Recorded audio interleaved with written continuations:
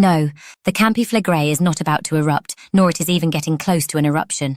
While Campi Flegrei is showing some signs of unrest, in the fairly predictable 5-step cycle Campi Flegrei seems to undergo, we are merely in step 3 and are likely to remain there for multiple more decades, at a minimum. A period of heightened ground deformation where an eruption is highly unlikely. I would only be concerned about an eruption becoming possible if ground deformation for more than 12 months exceeded 2 meters a year, like last witnessed in 1537 to 1538, where some areas reportedly rose by as much as 9.1 meters or 30 feet a year.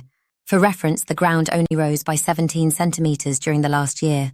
As for the earthquakes, the maximum quake seismic amplification, which struck really were only magnitude 3.9, and this is the part that's important. Some people that lived adjacent to or right above its epicenter did really feel ground motion more typical of a magnitude 5 range earthquake. Confused? Well, when an earthquake wave passes through different rock units and materials, they do not move in the same way. Any materials or rocks which are quite solid and dense will cause a seismic wave to speed up and have a lower amplitude wave, while anything not too solid, such as sediments or lightweight sutures. Clay minerals causes the seismic wave to slow down and increase in amplitude, meaning anything built on the latter will experience far stronger ground shaking.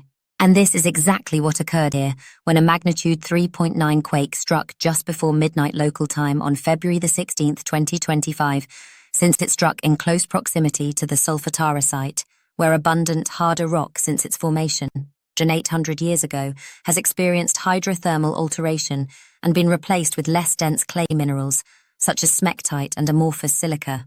Due to a number of variables, an earthquake can building resonance, create oscillations in low, medium or high frequencies, which each correspond to causing the most significant damage in a structure of a specific height.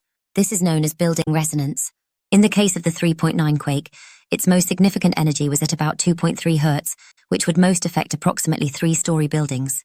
This happens to be about the same height as many regional structures, hence the amplified shaking felt within them. Magma movement. The source of all of these earthquakes is an intrusion of magma, which has been ongoing since 2011 beneath the Solfatara site, where magma has been slowly ascending from 8 to 3 kilometers depth, from which it then expands into a laccolith-like sill that displaces and domes overlying rock. Since there is significant heat present above the magma chamber, underground hydrothermal fluids are heated and expand in volume, which causes adjacent faults to slip, generating swarms of earthquakes.